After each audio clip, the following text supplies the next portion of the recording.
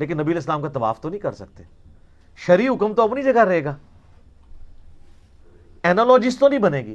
ہمارے نزدیک نبی علیہ السلام کا مرتبہ حضرت آدم علیہ السلام سے زیادہ ہے, لیکن کوئی فرشتہ نبی علیہ السلام کو تو سجدہ نہیں کرے گا. آدم علیہ السلام کو اللہ تعالیٰ نے علم منوانے کے لیے کیا, ہم بھی نبی علیہ السلام کو نہیں کر سکتے سجدہ. تو اس طریقے سے یہ بھی یعنی کہانیاں مشہور کی ہوئی ہیں انہوں نے, عجیب و غریب قسم کی باتیں مشہور کر دیتے ہیں, اور بس وہ آپ کو ٹرک کی بتی کے پیچھے لگا دیتے ہیں, آپ لگے رہیں. اس طریقے سے کبھی دین ثابت نہیں ہوتا.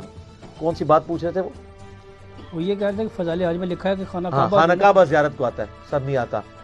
میں یہ کتابوں کا خدا اور ہے, بابوں کا خدا اور. میں آپ کو کتابی بات بتاتا ہوں, بخاری میں موجود ہے پوری صلح حدیبیہ والی حدیث.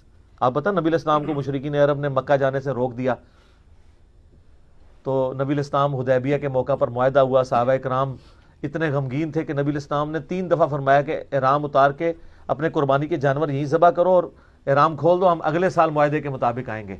صحابہ کرام نہیں کھول رہے. ام سلمہ کے پاس نبی علیہ السلام خیمے میں گئے اور کہا کہ میں نے مطلب ان کو کہہ رہا ہوں یہ میری بات ہی نہیں مان رہے. یہ بخاری شریف ہے, مولانا شریف نہیں.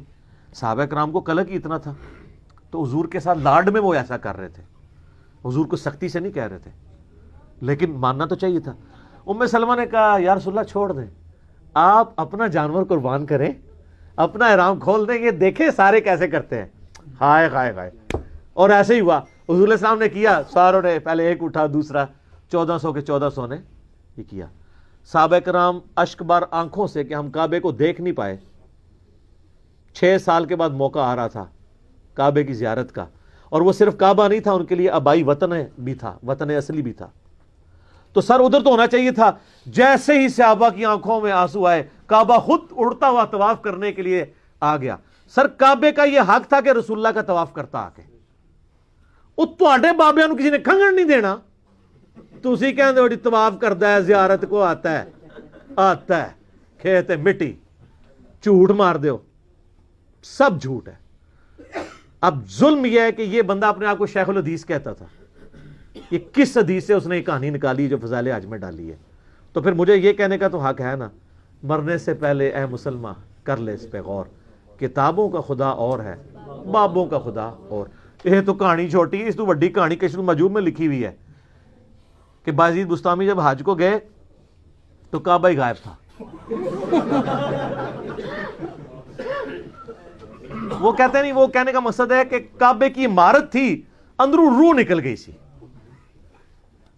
اچھا, کہتے ہیں میرا حج نہیں ہوا.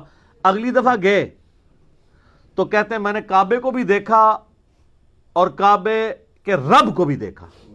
دیکھو کہانی کی ڈیوٹی, خواب نہیں بیداری. اور سورۃ الاعراف کی آیت نمبر 143 ہے کہ موسیٰ علیہ السلام کو اللہ نے کہا تو مجھے نہیں دیکھ سکتا.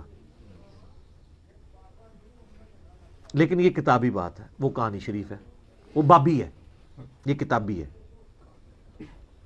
تو کہتے ہیں میرا حج ابھی بھی نہیں ہوا. اڑ کے ہو گیا جی. وہ کہتے ہیں نہیں, صرف اللہ کو دیکھتا. تیسری بار کہتے صرف اللہ کو دیکھا تو کیا جی میرا حج ہو گیا. اور تذکرۃ الاولیاء میں لکھا ہے کہ مجھے اللہ نے معراج کرائی حتیٰ کہ میں عرش تک جا پہنچا اور اللہ کا مشاہدہ کیا.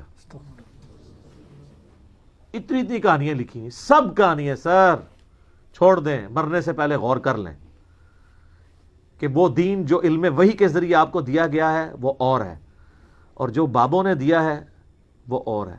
مجھے بتائیں کہ دودھ بھینس کے نیچے سے, گائے کے نیچے سے خالص ملتا ہے یا گوالے سے؟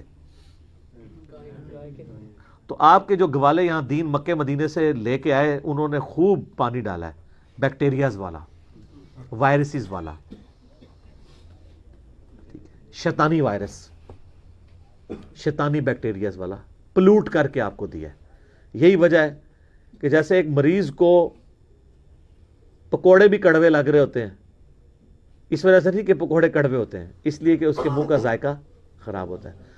تو ہماری باتیں شروع میں لوگوں کو کڑوی لگتی ہیں, لیکن جب ذائقہ ٹھیک ہوتا ہے نا, ہائے ہائے ہائے, پھر چس آ جاتا ہے. کہتے ہیں چک کے رکھو انجینئر صاحب, چک کے رکھو کام. کیونکہ ان کو پتہ چل جاتا ہے, وہ اس لیے کہ ان کے پاس اپنے غصے کو ایکسپریس کرنے کا اب یہی راستہ ہے کہ یار انہوں نے کیا کیا ہمارے ساتھ, کوئی ایک شے بھی صحیح نہیں دسی. دعائے قنوت غلط, قنوت نازلہ پڑھا دے رہے اتنا عرصہ, قنوت وتر سکھائی نہیں. ٹھیک ہے, اور بابا جی بڑے مشہور نے نا, بابا جی کہندے نے کہ جی ججاں کولوں دعائے قنوت سنو, اور بابا جی دعائے قنوت تے تانوں بھی نہیں آندی, کیونکہ تسی بھی یاد کیتی ہے اللہم انا نستعینک و نستغفرک, جو دعائے قنوت وطر ہے وہ تو ہے اللہم اہدنی فی من ہدیت, تسی ججاں کول کے سننی, پہلے آپ سناؤ. اور حسن بن علی کو نبی الاسلام نے یہ سکھائی تھی. سب کچھ کہانیاں ہیں, اللہ نے پردے رکھے ہوئے ہیں ان کے, لیکن آخرت میں تو پھر قسمت والوں کے ہی پردے رکھے جائیں گے. جو گمراہی کے پیشوا ہیں وہ تو نہیں بچتے, یہ تو ذہن میں رکھیں گے. ٹھیک ہو گیا؟ جی صحیح بات ہے. جزاکم اللہ.